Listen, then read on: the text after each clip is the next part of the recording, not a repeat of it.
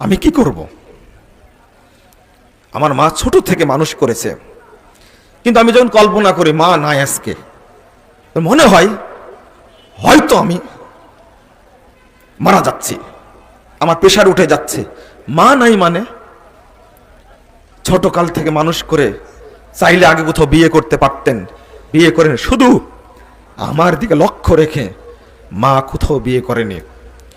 আমি যখন স্কুলে পড়েছি মাকে দেখেছি, মা তার কাপড়ে অনেক জায়গায় সেলাই করা।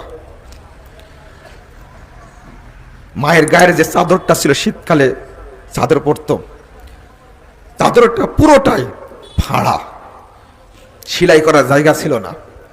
বলছে মা আমার না খেয়ে আমাকে খাওয়াতে, আমি কিভাবে বাঁচব?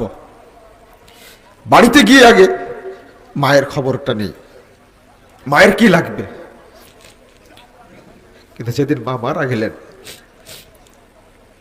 আমি তার জানাজায় গেছিলাম সান্ত্বনা দেওয়ার জন্য। শুধু যখন আমাকে জানাজার পরে বলছেন যে আমার মা রেখে গেছেন, আমার মা রেখে গেছেন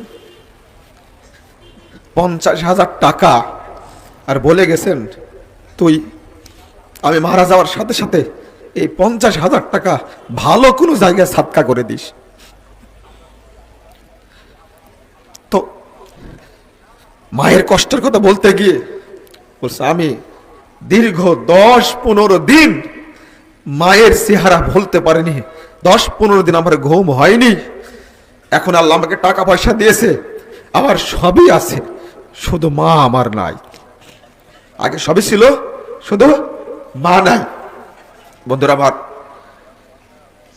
সালাফদের অনুকরণে আপনি কি জানেন আপনার মা এখন কোন জায়গায় আছেন, আপনার বাবা কোন জায়গায় আছেন? যে মা আপনাকে এত কষ্ট করে মানুষ করেছে, যে বাপ আপনাকে এত কষ্ট করে না খেয়ে আপনাকে খাওয়াইছে, সেই বাপটা এখন কোথায় আছে? আপনি এই হাদিসটাকে শুনেছেন? যদি বাপ এবং মায়ের নামে সাদকা করে, আল্লাহ রাব্বুল আলামিনকে বাপ মা জিজ্ঞেস করেন, ইয়া রব্বি ওয়া আন্না লাকা হাদা, আল্লাহ আমার হঠাৎ করে মর্যাদা বৃদ্ধি পেল কেন? তখন আল্লাহ জবাব দেয়, লি ইস্তিগফারি ওয়ালাদিক, তোমার অমুক সন্তান, তোমার অমুক মেয়ে তোমার জন্য এটা সাদকা করেছে, তাই আমি জান্নাতে তোমার মর্যাদা বৃদ্ধি করে দিয়েছি। তারা মৃত্যুর পরেও জানতে পারে, যখন আল্লাহ তাকে বলেন তোমার অমুক সন্তান তোমার জন্য দোয়া করছে, তোমার জন্য সাদকা করছে। মা মারা গেছে, বাপ মারা গেছে, দাদা মারা গেছে, কোনদিন তাদের খোঁজ নেন না। আমার আব্বা বলেন, যখন মাদ্রাসায় ভর্তি করালাম, তখন দাদার কাছে শুয়ে থাকতাম। যখন রাত্রিতে ঘুমাতে পারেন না, মাত্র 4-5 কিলোমিটার দূরে রেখে আসছে, ঘুম থেকে ঘুমায় না, বসে উঠে বলেন, আর সে মাদ্রাসা থাকতে কেন বাচ্চা ছেলেটাকে অত দূর রেখে আসলো? কি খাচ্ছে, কি করছে, কি হচ্ছে? বৃদ্ধ মানুষ এই নাতিটার জন্য রাত্রে ঘুমাতে পারতেন না। প্রত্যেকের দাদাই কিন্তু নাতির জন্য কাঁদে, কিন্তু নাতি কখনো দাদার জন্য কাঁদেন। একবারও বলে না আল্লাহ তুমি আমার দাদাকে মাফ করে দিও। দাদার নামে সাদকা করবে, দাদির নামে সাদকা করবে। বাপ যখন মারতে লেগেছে, প্রথম যে বাধা দিছে দাদি, এই মারিস না, তোকে মানুষ করেছে, কোনোদিন মারিনি, তুই আমার সন্তানকে মারছিস কেন? অথচ ওই দাদির কথা একবার স্মরণ হয় আপনার? আপনি কি একবার ভাবেন, যদি দাদি জাহান্নামে থাকে, দাদা যদি জাহান্নামে থাকে, আর আপনি যদি এখন দেখতে পান আপনার পৃথিবীর যত কিছু আছে সব কিছু দিয়ে আল্লাহকে বলবেন, আল্লাহ তুমি আমার দাদিকে জাহান্নাম থেকে মুক্তি করে জান্নাত দান করো। কিন্তু আপনি কি দেখতে পান? দেখতে পান না, আপনার ঈমানটা নাই।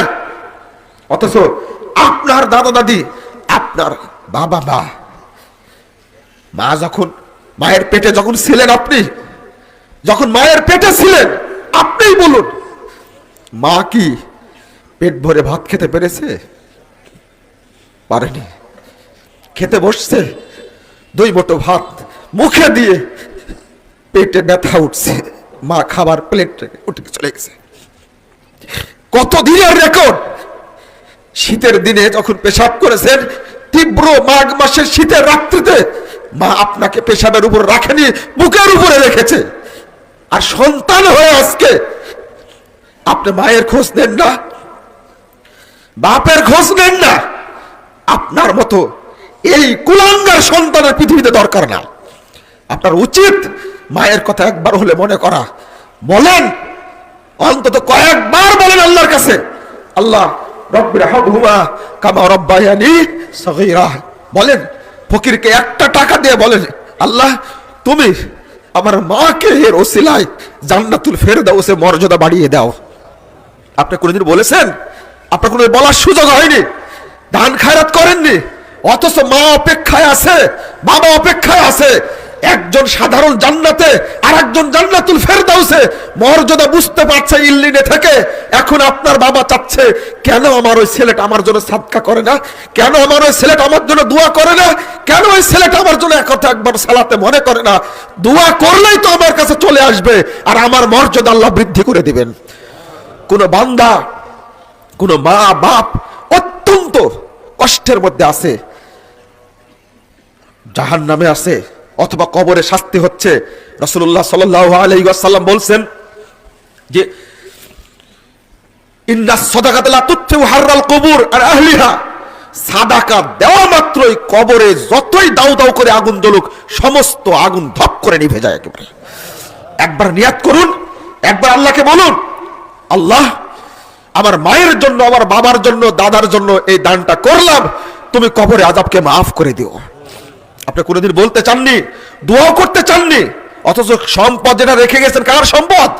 ওই দাদারই সম্পদ, বাবারই সম্পদ আপনি খাচ্ছেন, কিন্তু বাবা মায়ের কথা একবার স্মরণ করেন না। একবার হলে তার কাছে যান। রাসূল সাল্লাল্লাহু আলাইহি ওয়াসাল্লাম বলছেন, কাল কিয়ামতের মাঠে আপনি থাকবেন কোথায়? এই সামিয়ানার নিচে, এই সূর্যের তাপে নভেম্বর মাসে আপনি টিকতে পারছেন না, ঘেমে একবারে জারে যার। কাল কিয়ামতের মাঠে সূর্য যখন মাথার উপরে থাকবে, চোখ আর চোখের ভুরু যতটুকু, সূর্য আর আপনার মাথা হবে ততটুকু দূরত্বে, তখন আপনি টিকবেন কোথা থেকে? রাসূলুল্লাহ সাল্লাল্লাহু আলাইহি ওয়াসাল্লাম বলছেন, লিকুল্লি ইমরিন ফি যিল্লি সাদাকাতিহি হাত্তা ইউকদা ইয়াউমাল কিয়ামাহ। কিয়ামতের দিনে ফায়সালা হওয়ার আগ পর্যন্ত যে যা সাদাকা করেছে, সেই সাদাকার ছায়ার নিচে সেদিন অবস্থান করবে। আল্লাহ রাসূল বলছেন, যে ব্যক্তি গোপনে সাদাকা করবে, আল্লাহ বলছেন আমি আল্লাহ তাকে আরশের নিচে ছায়া দান করব। আল্লাহর ছায়া, আল্লাহ ছায়া দান করবেন। আমি একটিবার চেষ্টা করি, একটু দান খায়রাত করি, আল্লাহর কাছে বাঁচার চেষ্টা করি। আমি বলছিলাম, মুমিন বান্দা, আপনি কি নিশ্চিত হয়েছেন? আপনি কখন নিশ্চিত হবেন? আপনি কখন নিশ্চিত হবেন আপনি মুমিন বান্দা? যতক্ষণ ফেরেশতা এসে কানে কানে না বলবে আল্লাহ তাখাফু ওয়ালা তাহজানু, ততক্ষণ আপনি নিশ্চিত না, নিশ্চিত না ততক্ষণ। অথবা আপনি কি করবেন? নিশ্চিত যখন হতে পারলেন যে মুমিন বান্দা, তাই ফেরেশতারা কানে কানে বলছে, ভয় করো না, চিন্তা করো না, জান্নাতের সুসংবাদ গ্রহণ করো, কিন্তু বলে যেতে পারলেন না। আর মালাকুল মাউত এসে কি বলবে? মালাকুল মাউত এসে বলবে, কি দারুণ কথা, যাকে এত ভয় করছিল ফেরেশতারা, সেই মালাকুল মাউত এসে বলবে, ইয়া আইয়াতুহান নাফসুল মুতমাইন্নাহ ইরজিই ইলা রাব্বিকি রাদিয়াতাম মারদিয়াহ ফাদখুলি ফি ইবাদি ওয়াদখুলি জান্নাতি। মালাকুল মাউত এসে বলছে, হে প্রশান্ত আত্মা, তুমি বেরিয়ে যাও রবের দিকে, আনন্দ চিত্তে, প্রফুল্ল চিত্তে, ভয় নাই, ডর নাই, একেবারে বীরের মতো আনন্দ চিত্তে বেরিয়ে যাও। ফাদখুলি ফি ইবাদি ওয়াদখুলি জান্নাতি, তুমি আমার নেক বান্দাদের অন্তর্ভুক্ত হয়ে যাও এবং তুমি আমার জান্নাতে প্রবেশ করো। এটা শুনতে চান না আপনারা? মালাকুল মাউত এসে আপনাকে এই কথা বলুক, এটা শুনতে চান না? আল্লাহ যেন আমাদেরকে কবুল করেন, আমাদেরকে জান্নাতুল ফেরদাউসের মৃত্যু দান করেন।